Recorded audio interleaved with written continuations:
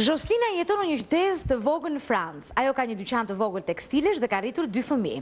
Kohët e fundit ka filluar të pyes veten se çfarë ndodhi me të gjithë ëndrat e saj kur ishte 17 vjeç.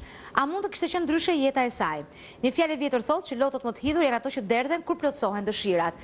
Jacqueline ka këtë hallin e ëndrave 17 vjeçare që nëse do të kishte ndjekur ndryshe një rrugë ndryshe, si do kishte qenë ëndra? Unë personalisht kam një pyetje timen, çfarë do kishte ndodhur po të mos se kisha ndjekur ëndrrën, sepse për shembull unë vendosa që të bëhesha pjesë e televizionit kur kam qenë 4 vjeç, kur nuk lash asnjë pajisje elektroshtëpiake në shtëpi, ato aq pak sa kishim, pa këputur dhe pa i bërë si mikrofona. Dhe tani që kanë kaluar thuajse 30 vjeç që atëherë, a do kishte qenë ndryshe, për shembull po t'isha bërë analiste kredie në bank, ose nuk e di, kjo kishte qenë dënim me vdekje të ngadalë për mua që nuk rri dot teton në të njëjtin vend. Po se di. Në kuadër të listës së dëshirave të mia, të librit që kam në dorë, është Aida Baro, kryeredaktore e shtëpisë botuese Pegi, nga i cili vjen dhe ky libër. Unë të uroj mirëseardhje në program. Faleminderit që je këtu. Shumë kënaqësi. Është një pyetje që kujdo njeriu i shkon në kokë, për martesat në moshë të hershme, për profesionet e zgjedhura, për çdo zgjedhje dhe vendim që ne marrim në jetën tonë, shpeshherë na ndodh edhe kur gjërat shkojnë relativisht mirë, nuk diskutohet, themi si do kishte qenë ndryshe, a do kishte qenë më e mirë apo do kishte rrezikun të ishte më keq. Për këtë arsye, unë besoj që duke qenë se askush nga ne nuk është imun ndaj dëshirave, të gjithë kanë dëshira, libri është gjithëpërfshirës. Patjetër. Libri është gjithëpërfshirës, jo vetëm në atë aspektin e vogël të jetës familjare, të dëshirave të njeriut për të pasur një jetë sa më të qetë dhe sa më të bukur, apo për të ndërruar maksimumin përtej asaj bërthamës së vogël familjare edhe mbylljes në vetvete të njeriut. Por kam përshtypjen që, siç po thoshe edhe ti, po flas me ti, me kënaqësi më të madhe se jemi në shtëpi. Pa formalitete, është ajo ndjesia që ka njeriu për të ndjekur të gjitha dhe për të realizuar veten së pari. Dhe duke u nisur qoftë nga përvojat personale, çfarë kemi bërë për të realizuar dëshirat dhe synimet që kemi pasur kur kemi qenë vegjël. Gjithë kemi pasur dëshirë të bëhemi aviator, unë kam pas dëshirë të bëhesh aktore, këngëtare, diçka. Unë di se të bëhesha balerin, nuk kuptova se nga më vjen ajo dëshira për të bërë balerin. Ndërkohë që megjithatë ti ke mbetur brenda fushës së artit dhe unë po ashtu brenda fushës së librave. Pra, dëshirat pavarësisht se kanë qenë të shumta në vegjëli, na janë kanalizuar në një aspekt ose në një themi talent që ne kemi pasur. Ndërkohë ka njerëz të thjeshtë që rrethanat e jetës i detyrojnë të mos i ndjekin të tilla gjëra. Edhe Joslina është një nga ato. Ka shumë njerëz që nuk arrin të për shkak të rrethanave të ndryshme, ndrythjes familjare, fatkeqësive, nuk arrin të ndjekin dëshirat e tyre, por i merr rrjeta përpara, i merr rrjedha e jetës dhe duke vënë përpara rrjedha e jetës ata ndihen të ndrydhur. Megjithatë, qëllimi ose themi mesazhi i këtij libri është që duhet të kënaqemi ose të paktën të mësohemi me ato gjëra që kemi. Ta gjejmë lumturinë tek ato gjërat e vogla që na janë dhënë ose që kemi arritur gjithsesi. Domethënë, njeriu e ka në natyrën e vet që të kërkojë gjithnjë sa më shumë, nuk kënaqet asnjëherë me atë që ka, shikon gjithmonë përpara për të arritur një tjetër objektiv, një tjetër synim, dhe nuk arrin, nuk merr kohën e duhur. Çështja adrenaline pastaj, sfide me kohën e duhur për ta shijuar atë që ka arritur. Dhe ndoshta ky është një lloj mesazhi i vogël, domethënë, për që lumturia është duke shijuar ato gjëra që ke. Dhe mbi të gjitha duke i vënë theksin te qetësia që të fal ajo gjëja që ke mbi të gjitha. Është koncept relativ, shpeshherë dëgjojmë në komunikim me njëri tjetrin, më mos se ti nuk kënaqesh kurrë, më mos se ti nuk kënaqesh kurrë. Ndoshta sepse ne e masim konceptin e lumturisë së tjetrit me konceptin ton të lumturisë dhe masën ton të lumturisë. Secili ka kutin e vet e mat me atë që ai ka në kokën e tij, por është edhe një gjë tjetër që ne vërtet kërkojmë pafundësisht dhe të tjerët na thonë, shiko se mos je po kënaqesh, domethënë, dhe po tregohesh e pangopur, por në të vërtetë gjithë secili e ka të fshehur brenda vetes së tij atë lloj kërkese. Është si turit rroga, po në një kohë nuk të mjafton asnjëherë duke bërë shaka. Ose për shumë turit rroga, po s'di çfarë vlerë, se ka kaq shumë gjëra atje që ti mund t'i marrësh dhe mund t'i duash, sa për këtë nuk mjafton. Megjithatë unë besoj që blerjet dhe lumturia që ka të bëjë me shpenzimin është kur në fakt ti ke kaq shumë boshllëqe në jetën tënde se ajo është një mënyrë për të është vetëm mënyrë që të mbetet për të bërë gjëra. Të shkosh të blesh gjëra që nuk i përdor kurrë më, po thjesht që ai 5 minutë, 10 minutë të jep kënaqësi sepse ka shumë pak gjëra të tjera që mund të ngacmojnë sistemi nervor gjatë ditës. Ndoshta është edhe kjo, po mendoj që ajo thelbi i njeriut nuk ndryshon, mbetet i njëjtë, edhe me kalimin e kohës ajo që të përmbush ty shpirtërisht, dora dorës kthehet në një kërkesë imediate që duhet ta bësh se s'bën. Dhe në momentin që kjo nuk realizohet, ti ndjehesh e zbrazur nga gjithçka, e drejton vëmendjen tek ajo gjëja më e lehtë që mund të kesh. Ose që mungesa të së kaluarës, nuk e di, e kam diskutuar edhe me dikë tjetër kur kemi folur për konceptin e lumturisë, nuk më kujtohet se kush, po sot që unë jam e rritur, më lumturojnë gjëra që nuk i kam pasur në një fazë tjetër të jetës.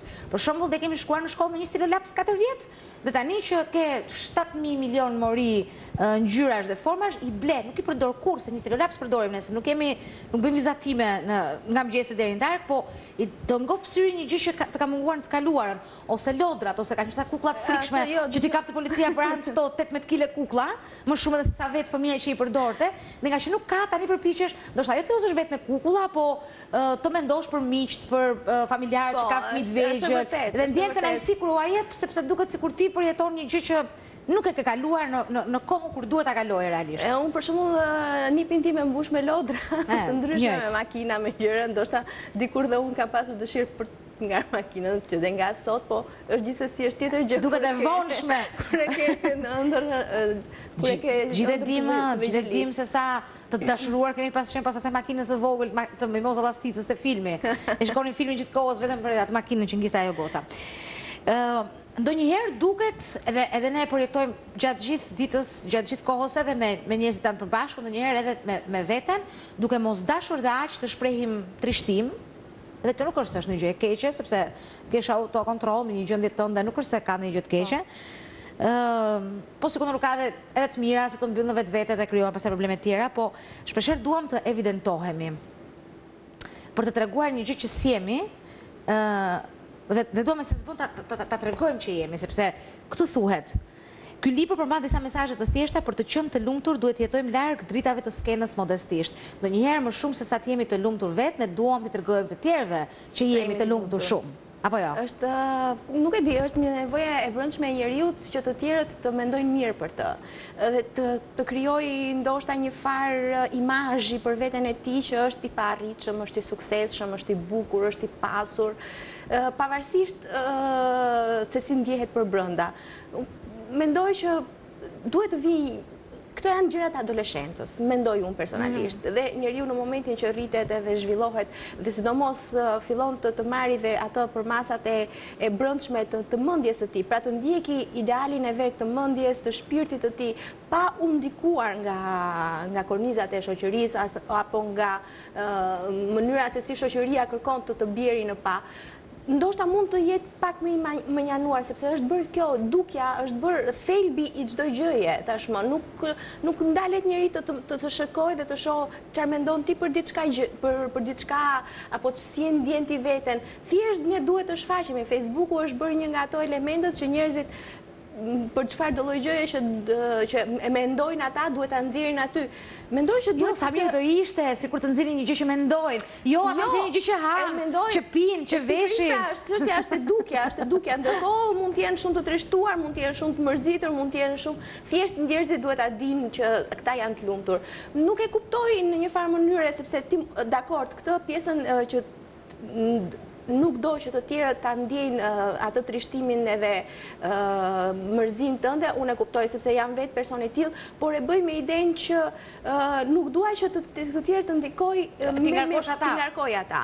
Sepse duke i ngarkuar ata, unë ngarkoj edhe veten time duke e thënë atë trishtimin, e amplifikon dhe përpiqem domethënë që me ato pak gjëra të bukura të mira, domethënë ta sjellë tjetrin në humor ose të krijojmë një atmosferë që të ndjehemi mirë të gjithë, jo thjesht për të dukur unë e tillë. Pastaj ka njerëz që hapen me miqt, me mikeshat e tyre, kuptohet, por kjo gjendja e të qenit gjithmonë në qendër të vëmendjes, në atë reflektorin e dritave, është bërë nuk e kohë për veten tënde, nuk e kohë të futesh në një qoshk të vogël, në dhomën tënde dhe të mendosh çfarë jam unë, çfarë po realizoj realisht.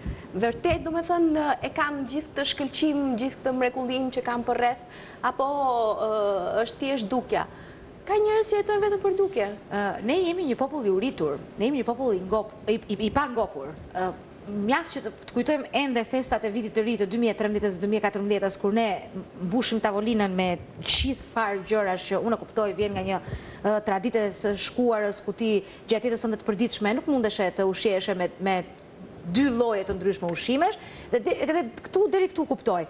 Ajo që më bën habi është vendosja e shenjës së barazisë midis lumturisë dhe mirëqenies. Edhe bollokut, sigurisht. Mirëqenies. Ndërkohë, shohim këtu çfarë është lumturia, çfarë mund të blejnë parat dhe çfarë i ndodh dashurisë. Dakord, ju përpiqeni të më asistoni financiarisht duke më bërë qefin me dhurata, me bijuteri, me makina, me pallate, po në fakt ju nuk më kushtoni kohë. Keni përpjekur të bëni gjitha këto, po ju nuk rini me mua, ne nuk shpenzojmë kohë. Është koha cilësore ajo që mungon, domethënë që të rrim. Ne flasim me miqtë tanë, me ata që kemi në Tiranë, flasim njësoj si me ata që kemi edhe jashtë shtetit. Dhe nuk arrim të gjejmë kohën e duhur për t'i takuar dhe për t'i parë realisht dhe për të dëgjuar, domethënë nga goja e tyre, për t'i prekur minimumi, për t'i prekur, domethënë dorën, një shoqe, një miku, dhe normalisht kjo të çonë në një lloj vetmie shumë më të madhe. Kjo vetmi nuk ka asnjë lloj teknologjie që ta zëvendëson. Prandaj mendoj që pikërisht pra, ato gjeset e vogla, ajo pirja e kafes mëngjesit me kolegët, ai shkëmbimi i informacioneve, i gjërave, i mendimeve, qoftë edhe banalitete për një fustan apo për diçka tjetër, është shumë më normale. Të paktën e bën të ngrohtë, nuk e bën të ftohtë me tastier. Po, shumë më njerëzore të themi, domethënë, ke një shkëmbim sysh, ke një shkëndi që lind, domethënë aty janë gjëra që për mendimin tim këto nuk kanë çmim çfarëdo lloj amplifikimi të marrë teknologjia. Është shumë e bukur, lutem shumë, është një nga gjërat më të bukura që mund na ke ndodhur. Na ka afruar me njerëz që kemi larg, por na ka larguar me njerëz që kemi afër. Qoftë edhe nga ana për shembull e kërkimeve, gjërave, duke qenë vetë në profesionin tim si përkthyese, e kam parë që të ndihmon jashtëzakonisht shumë, por largimi me njerëzit është një nga anat më negative të themi.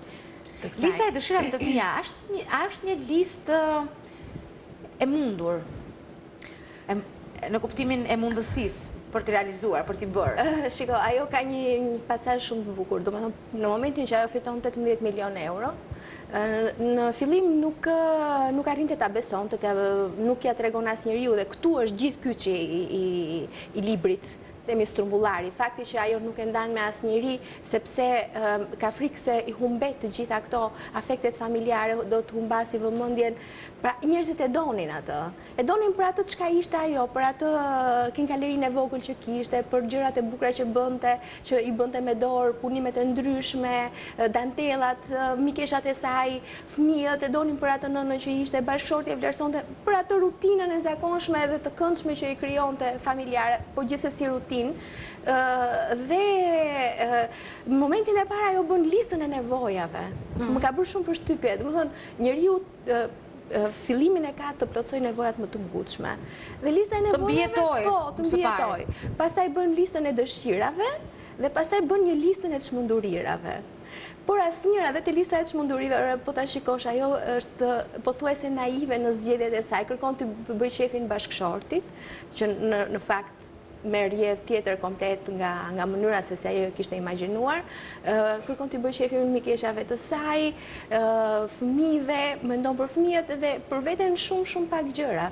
Pra, në një farë mënyrë është edhe ajo ndjenja e gruas, ajo dhëmshuria që ajo ka për të tjerët dhe që ushqen vazhdimisht, nuk mbetet thjesht në plotësimin e egos personale. Ajo ka botën e saj, feminilitetin e vet, dhe autori Grégoire Delacroix pikërisht e ka marrë nga nëna e vetë këtë lloj gjëje, sepse ka jetuar shumë larg prej saj, ka jetuar në kolegj në moshën 10 vjeçare dhe shumë vonë ka arritur të krijojë marrëdhënie me tëmën. Mirë po, duke pasur në momentin që e krijoi marrëdhënien me tëmën ishte kaq i lidhur me të, saqë kërkonte do e mos që të krijonte një figurë femërore. Ai e ka nisur karrierën si është dhe vazhdon, domethënë si një krijuese reklamash dhe pikërisht e njeh kaq mirë botën e gruas. Nga ana tjetër njeh shumë mirë dhe mënyrën e të shprehurit në mënyrë lakonike, koncize, pra nëpërmjet pak fjalëve të japi një ide, siç bëhet zakonisht në reklamat. Dhe prandaj ky libër ngjan si një koncentrat idesh, çdo fjalë është si një mozaik që e plotson komplet atë figurën e femrës. Lista ime e fundit, sa pak gjëra për të, vërtet. Të shkoj te parokjeri, manikyr dhe depilim, të kaloj 2 javë në Londër me Nadinën dhe të dashurin e saj Kuqo, të jap para për të prodhuar filmin e saj të ardhshëm, të hap një llogari kursimi për djalin tim Arakat, të ndryshoj garderobën, të organizoj një ekspozitë për mizatimin e mamas, të blej një shtëpi me një kopësht të madh, të sjell varrin e nënës pranë meje dhe babait, të jap dikujt të rastësishëm 1 milion, po kujt dhe si, të jetoj me të për krah ti në fakt dhe të pres lë dhe kaq. Kemi vetëm 2 gjëra për të. Parukieria dhe ndryshimi masave të garderobës. Ne I bëjmë edhe pa që ne fitojmë 18 milion euro. Brenda mundësive tona, mund mos shkojmë. Ndoshta ajo duket si një krijesë që nuk ka ambicie për veten, po është një lloj dëmshurie që mua më prek jashmase. Nuk e di sa të afta do ishim neve, nëse do na binte një. Ja kam bërë pyetje vetes këtë gjë. Çfarë do bëja unë nëse do më binte një gjë e tillë? Nuk e di. Sinqerisht. Po se na thonë mendime tani. Dhuratave për nipin edhe mbesën që pres, domethënë kjo është e sigurt, të tjerat nuk e di. Nuk e di çfarë do kisha bërë unë, po edhe po ta them këtë që më shkojnë mend tani, prap do thonë, ja, e bëri për të qenë në qendër të vëmendjes. E kështu që më mirë nuk po e them. Më mirë të vazhdoj dhe unë të bëj listën e dëshirave dhe ëndrave të mia, sepse në fundit ato janë pa para, ëndrat janë pa para, dëshirat janë pa para. Është vetëm e gjë që kemi pa para. Edhe që nuk kushton fare në sensin edhe të kohës, sepse ti mund të ndërrosh kudo që je edhe me sy hapur. Dhe me sy hapur. Protagonistja e këtij romani është një zemër pa koklavitje, një grua e zgjuar dhe e dashur që shkon një jetë të paqë, të ushqyer me ëndra, e cila për një rreng dashamirës dhe hokatar të fatit është në gjendje të realizojë gjithë ëndrat e saj. Si fitoi 18 milion euro? Llotari. Rastësisht, mikeshat e saj e bindin, domethënë përpiqeshin vazhdimisht që t'i thoshin bëj një llotari, dhe më së fundi për t'i bërë shefin atyre, ajo plotsoi një nga këto llotarit, biletat dhe qëlloi që e fitoi. Dhe më e bukura është që një statistikë reale, domethënë, në Francë rreth 8 miliard euro, po, shkojnë çdo vit për llotari. 8 miliard euro, Sulo. A dini numëruar ti to? Ha? Jo. I numëron të gjitha 1 për 1, ha? Po ishin 100 që po. E kuptova. Vjen pak si ulët I mua, po s'ka problem. Po thoja, po mendoja që ka shumë njerëz që më thonë dhe mua pse s'blen një llotari, dhe gjithmonë e kanë bërë këtë pasion, I them si sfitova një llotari. Të blije një bilet, se nuk I dihet. Se nuk më fitoj njeriu pa luajtur kurrë. Kështu që po u shokova tani. Jo, është çështja edhe diçka e tillë që ti nëse ka qenë një shprehje dikur që ndihmo veten që të ndihmoj dhe Zoti, nëse ti nuk bën hapa përpara për veten tënde, nuk mund të presësh me duar lidhur. Patjetër, s'mund të vi Zoti duke rënë violinën dhe thotë hajde se u mërzit ata të jap ty 12 milion euro ti kesh aty. Aida, shumë faleminderit. Ishte dëshirave të mia për mua personalisht, më shumë I orientuar drejt konceptit të lumturisë për të kënaqur me gjërat që kemi në pamundësi për të pasur ato që ëndërrojmë, më e pakta e qeshni se dukemi gjithkohës kur kemi ardhur për shtata, asaj që takohemi edhe me dikë që kemi kopa e parë, I themi 30 sekondat e para çfarë bëre ti mirë, si ja kalove, dhe pastaj vjellja e vrerit për çdo njeri që ke takuar gjatë ditës, gjatë javës, gjatë muajit. Qeshni, unë për veten time do jetoj sa një shqiponjë. Sulo dhe jam e bindur për këtë vetëm sepse unë qesh shumë. Faleminderit Aida. Faleminderit ty. Ka pak muzikë dhe rikthehemi përsëri në studio bashkë për të diskutuar dhe për të folur për aktivitetet të tjera, sepse ka kaluar pjesa më e madhe e takimit të sotëm, por nuk jemi ende në limitet e kohës televizive dhe ti do zhdukesh me urgjencë flamurin dhe do rish I pastër, ose mund të bëjmë një gjë që ti nga njëra faqe dhe nga faqja tjetër, çdo ditë të zgjedhësh 2 flamuj të skuadrave më të mëdha që mund të luajnë në kampionat gjatë ditëve. Kaq që dhe mund të të lejohet, ndryshëm si, s'ka. pra. Nuk e Qa kom këtyre nuk, ka zonë plejnë është? Jetëm dojq. Jo, e ke tablo që ne mund të pikturojmë çfarë të duam, me tekstura. Nuk pranon. Unë e heq po bone selfie e ti, me flamur. Jo, Jo me krop. Jo, nuk të rëzohem. Edhe ju keni bërë selfie, se erdhe bën selfie këtu në studio gjatë kohës së muzikës. Stafi, pjesa gjermane e stafit. Po këto harrojnë që s'kan ku ta tregojnë. Këto s'kan kamera aty ku janë. Ku do e tregojnë? Unë çojnë tani jam mbyll grykën objektivin kamerës, nëse dikush vjen për të treguar selfie këtu. Ha. Bëj shaka ose nuk jam kaq e keqe. Pak muzikë.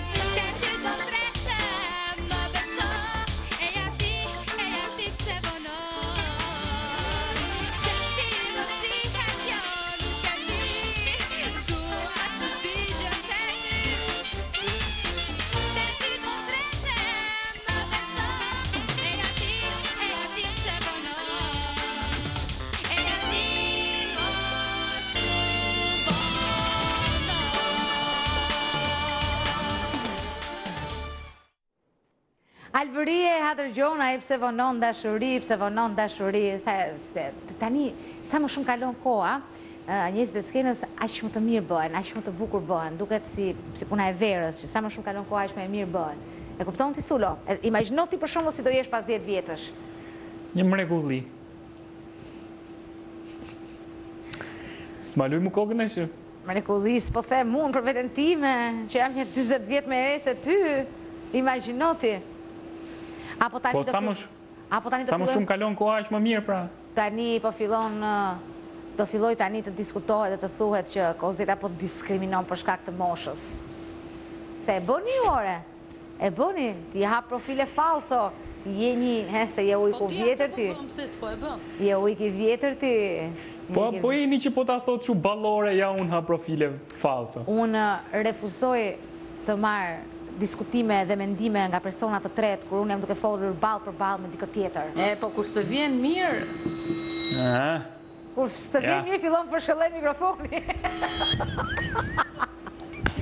A, do më thoni që më bëhet me Alma Strazimirin, apo vjen, apo duket, apo shfaqet? Ja, po mikrofonin edhe do futemi për 5 minuti. Po si ka mundësi që Alma Strazimiri vënohet 12 minuta, është e jashtëzakonshme, ka ndodhur diçka, sepse ky njeri është njeri tërësisht dhe mjaft korrekt, se në fundit është zysh, është pedagoge, jep mësim, të ishte vonuar zysha në shkollë 12 minuta, 7 minuta është me rregull me e prit. Pas 7 minutit të 7 ikën klasa. Bën pushim, s'ka. Edhe mire kanore. Mire kanë në fund të fundit, se tani që vjen edhe vera, është në që dime drejt në shkollë, me thëmë drejtën. Unë për shumë Sulo që e kam bërë gjimnazin në Durrës, dhe e kisha shkollën afër detit, afër mretit, ishte koha kur nuk ishte ende 334 pallate përballë shkollës, duke deti atje. A, çfarë mrekullie. A flitej aty për filozofi dhe ekonomi tregu kur tjerët bënin xhiro me varka, me bicikleta, me pedalone, çfarë quhen. Ha më mos bëni sikur se keni mendjen. Kthej kështu, le të vi kthej, s'ka problem. Ja, do përshëndetemi në transmetim. Mirëmëngjesi, mirë se erdhe. Kjo është karikja jote, tu të lutem, do më falësh tash, se kështu e kemi si në shtëpi. Këtë mikrofonin tjetër nuk e pas keni dashur, shumë mirë të përdor dy unë sa mbas e dëgjoj më mirë, apo do e marrësh një tjeni se kush e dëgjohesh ti më mirë. Hajde merre, mund vishë ta marrësh. A më pse s'vjen? Se ke turp. Mirëmëngjesi, na përshëndetje, mirë se erdhe. Ndjes për vonesën. Po ç'ne ju jeni dhe afër tuk liceu, jemi dhe komshin. Nisem nga shtëpia, ne fillojmë pak më vonë punën. Ai filloni pak më vonë, e kuptova. Nuk filloni mësim në 9 ju? Jo, ne punojmë artistika mbas kulturës përgjithshme fillon të japim mësim. Tash nuk kemi mbaruar mesazhet me diçka dhe ato fazën e koncerteve. Për njëri për cilët do të flasim edhe ne nesër. Në fakt, për vërtetës Alma, ne kemi përkushtuar një hapësirë shkollës artistike liceut që kemi dhe këtu afër, edhe për artet pamore javën e ardhshme, edhe për muzikën sot që po flasim bashkë. Të shtrosh në shina tani praktikisht disa nxënës është ndryshe, sepse të përballen me skenën në të vërtetë, është ndryshe se sa përgatitja nuk është dash teorike përgatitja, po është ndryshe përballja me ju personalisht dhe është ndryshe përballja me një auditor pak më të gjerë tani. Padyshim. Sigurisht ky është një aktivitet që zhvillohet ditën e nesërme në Teatrin e Operës dhe Baletit, në hallin e Teatrit të Operës. Është një bashkëpunim me këtë teatr.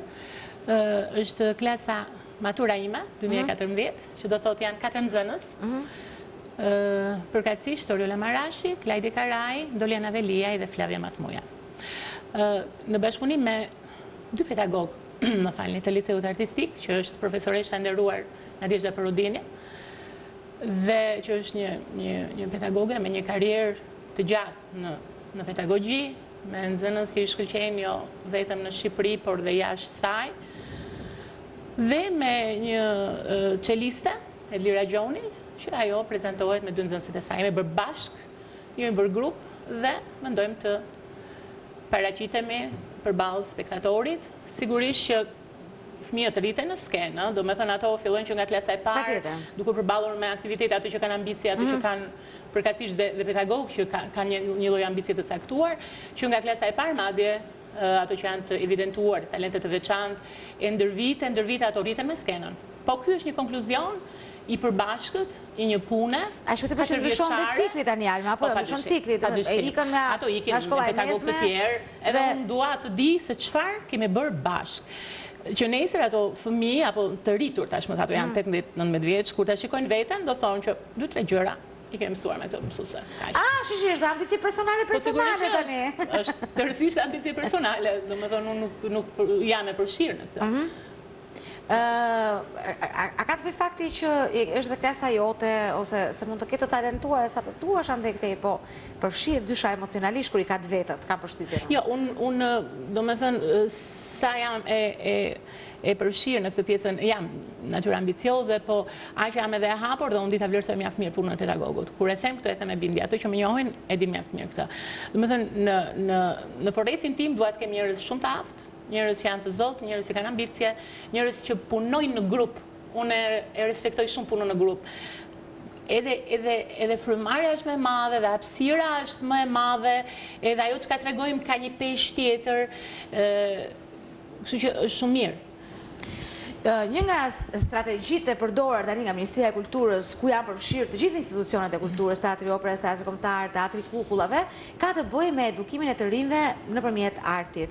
Tani kemi ca të rinj artistë që e duan sepse e duan nga e brendshme e tyre, dhe kemi edhe ca të rinj të tjerë të cilët duhet t'i afrojmë për t'i bërë spektator të aktiviteteve kulturore. Dhe besoj që një nga gjërat më të vështira mbetet pak promovimi i aktiviteteve artistike. Kjo është gjëja më e mirë, pyetja më e mirë që më zbër mua deri më sot. Domethënë, personalisht e vlerësoj shumë të kultivuarit me muzikë të shëndetshme të një brezi të ri, të një audiencë të re, sepse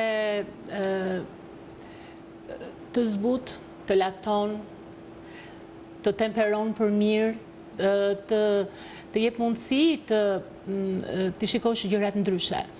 Dhe këtu duhet të dalë që bashkëpunimi në kësaj radhe është ndryshe nga herët e tjera, është së bashku me prindrit e nxënësve. Që do të thotë, organizimin e këtij aktiviteti, të ftesave, të një audience të përzgjedhur, të gjithë përfshirë, janë prindrit, është Gjoj Jakaj, mami Oriolës, është Besniku, baba i Klajdit, janë nxënësit e mi që ofrohen me të gjitha mënyrat për të bashkërenduar në një punë dhe në një aktivitet që do të jetë ditën e nesërme në orën 7 në teatrin, në hollin e teatrit operës dhe baletit. Kjo është gjë e re dhe unë dua ta falenderoj Gjojin për iniciativën. Aty ka dhe shumë surpriza që kur ajo mi bëri djetë të ditura, me të vërtet unë ndje mirë, është një mbështetje shumë e madhe, sepse Alma më tha, ju punoni në terren me nxënësit për të pasur një program dinjitoz, për të pasur edhe një kualitet, se nuk flitet vetëm për të dalë nxënësit për të dhënë një shfaqje të radhës. Personalisht unë jam shumë e kujdesshme për kualitetin që një nxënës është formuar, ka nxënë dhe do shpalos. Për mua kjo është shumë e rëndësishme. Dhe shpresoj që nesër të katërt ato nxënës dhe e gjithë, sepse programi është pak i ngjeshur, klasa e profesoresh Nadit, dy nxënës të shkëlqyer të Zyshet Lirës, të tregojnë më të mirën e tyre për një audiencë, pavarësisht se çfarë do të jetë kjo audiencë, mirë është që të ofrohen pranë institucioneve të tilla për të mësuar diçka më shumë. Me pakta nuk do humbasin asgjë. Me shumta le të fitojnë çfarë të duan, me pakta nuk humbasin. Ju dëgjova pak momente më përpara kur thatë muzikë e shëndetshme. Dikur unë i bija me shpat muzikës që s'më pëlqente mua. Pastaj fillova të kuptoj që ndoshta nuk është kështu. Ndoshta nuk ka muzikë të mirë dhe të keqe, po ka muzikë që më pëlqen dhe muzikë që s'më pëlqen. Ne që smeremi me muzikë, ne ushqehemi për qefin tonë me muzikë, po nuk e kemi pjesë të punës tonë. Ç'do të thënë muzikë e shëndetshme?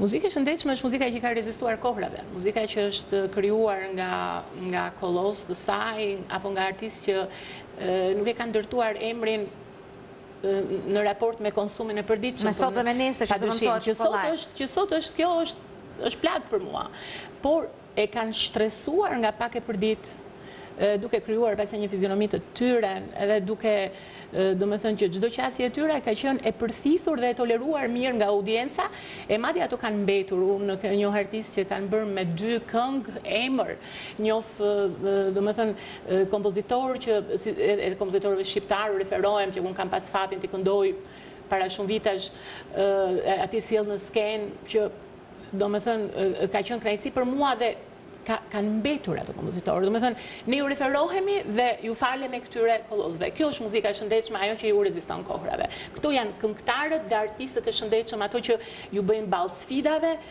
triumfojnë mbi ta edhe sillin diçka të re. Por, nga ana tjetër, unë nuk mund të dëktoj shihen rrimave të caktuara, është personale. Por, nëse neve do fillojmë të kultivojmë shihen artistike tek të rinj, tek të vegjlit, pse dhe jo të fëmijët e kopshteve, duke organizuar, tashmë ka dhe shumë kopshte private, duke organizuar për të parë një akt nga një opera, ndoshta është shumë e rëndë, po një koncert të tillë, do me thënë, do t'ishte shumë mirë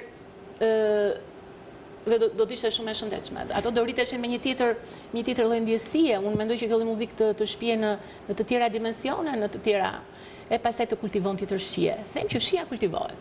Programi është, folë për kompozitorë shqiptar, programi është i mbështetur në kompozitorë shqiptar? Jo, programi është një mix, domethënë, po. Domethënë në program ka që nga stili barok e deri tek ai modern, bashkohor. Sillet nga nxënës të moshave 15, 16, 17, 18 vjeç.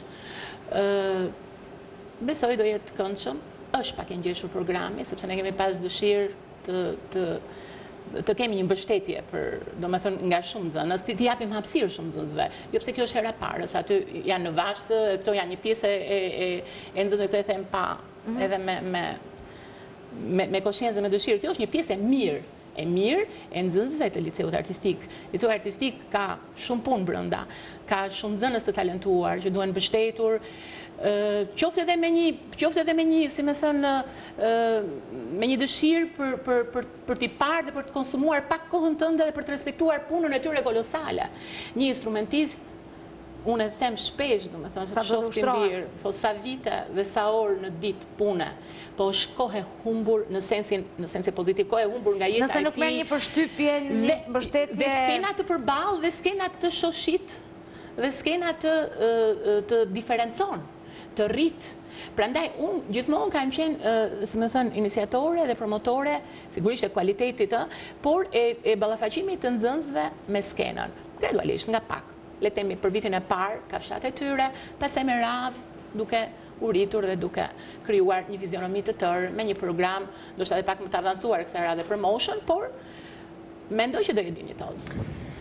E kuptove, Sulo, po flasim për 15 vjeçar dhe stil barok në të njëjtën kohë. Si deri, domethënë, në pjesën më të madhe të rasteve flasim për 15 vjeçar dhe përdorim hashashi në masë.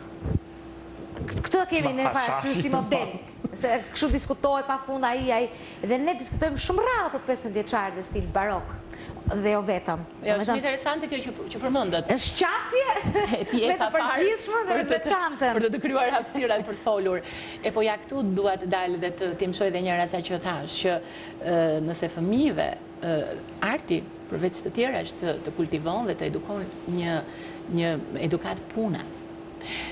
Nëse ti në vitet e para të fëmijërisë fillon disiplinohesh, kanalizohesh që kjo është, këto janë orët e mia të studimit, kjo është koha ime të nxënit të kulturës përgjithshme, kjo është koha e shëtitjes, kjo është koha e sportit, por nuk kanë brirë të tjerët.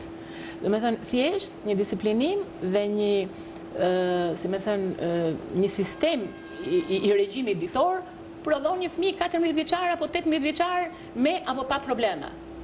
Unë jam kundra të gjithë problemeve që mund të ketë një fëmijë dhe problemi e shkaktojmë ne me mënyrën se si rrekemi tek ta, se si mundohemi, do me thënë, të jemi imponues apo të kërkojmë detyra apo të plotësojmë dhe të drejtat e tyre. Do me thënë, të gjitha këto raporte mendoj që duhen ruajtur me njëra tjetrën. Aq më tepër që po të gjejnë një mundësi se me çfarë të merren, se çfarë, si mund të argëtohen, si mund të kënaqen, si mund të kalojnë kohën e lirë. Po, që ore mund mos shkëlqesh. Më duket se kjo është bërë tashmë edhe pak traditë e familjeve që ka një lloj informacioni. Një kitar, mund mos bësh kur kitarist, mund mos bësh kur pianiste. Por ti je i fokusuar dhe je i disiplinuar të merresh me të. Me sporte, me shëndësika, po. Unë jam e kësaj fushë, unë jam pro të gjithë gjërave që thua, por domethënë më dhëm pjesa e te kalimit të masës të adoleshentëve. Dikush unë në tavolina edhe me pedagogë të ndryshëm, me shoqjet e mia, thonë që ndoshta njeriu duhet i provojë të gjitha. Njeriu duhet të provojë atë çka është e shëndetshme, atë çka nuk i bën dëm atit dhe përrethit. Po më duhet ta provoj kështu të kuptoj nëse është e shëndetshme. Apo jo, po do të thënë gjithmonë për pak humor me që jemi në limitet e kohës televizive se ti je kaq e mirë. Unë jam sa trime po aq dhe frikacake kur vjen gjë puna për gjëra që bëjnë dëm. I kap të dyja në një. Sulo nga? Është pa fjalë Sulo am duket. Vetë pa fjalë. Sulo personazh më prezant. Ti bjerë kitarës. Aha, më vjen mirë. Nuk është kitarist, po luan akordet e Nothing Else Matters të fik derë. Tjetër çfarë luan ti Sulo? Se Sulo ne kemi pak rocker, kështu, person balladash. House of the Rising Sun. House of the Rising Sun. There is a house. Painted Black. Painted Black, Rolling Stones. Rolling Stones, po. Po tjetër? Ka plot. Ka plot, ha? I luan, ha? Me kitarë elektrike apo akustike, se zysha fillon nga akustike ai që ka përshtypjen. Do i çik nga atleta atje, pastaj. Jo, unë mora një elektrike që ta dëgjoj me kufje se të rëbëj komshin. E kuftova. Faleminderit shumë. Jemi në limitet e kohës televizive, faleminderit që na keni ndjekur për sot, po edhe për këtë javë. Faleminderit kolegëve që kanë asistuar teknikisht në realizimin e këtij programi, dëgjuesve të Radio Tiranës, shikuesve të televizionit shqiptar, duke uruar të gjithëve një ditë të mbar, një fundjavë të mbar dhe ndeshje me sa më pak të shara deri te Brezi 27, po ta shijoni sportin si lojë të bukur. Faleminderoj shumë Almën e cila do ta mbyll me mua këtë pjesë të dytë të fundit të programit. Eni për shëndetje, do bëjmë paqe. Do bëjmë paqe. Tani, të shojmë javën tjetër si do nisi. Do bëjmë paqe nëse ju nuk do vazhdoni më histori me futboll, por do ta vijojmë bisedën te muzika tani sa të dalim jashtë. Edhe te teatri ndonjëherë. Nuk e di unë, një muaj ka kampionat. Do të thënë një muaj, takojmë pas një muaj për të pajtuar. Doçi për një muaj. Takojmë me datë 13 korrik. Ska nuk flasë më maska për ju të dyve tani. Miru pafshim, miru të gjofshim, me kismet të hënën në mëngjes. Në jetën tonës është çudi që natës heshtjen t'jarën ben, për mbi projekte rri një dritë, bifle të bardh nis një poem, dhe nata i nga dal, troket na dhe një duke var, ashtu si djeli për mbi re, ashtu si lulja për mbi dej, ashtu dhe njerëzit jetës ton, i japin Mirë se vjen ti agim që kalteron në çdo orë dhe minutë, koha del po tretin ton. Mirë se vjen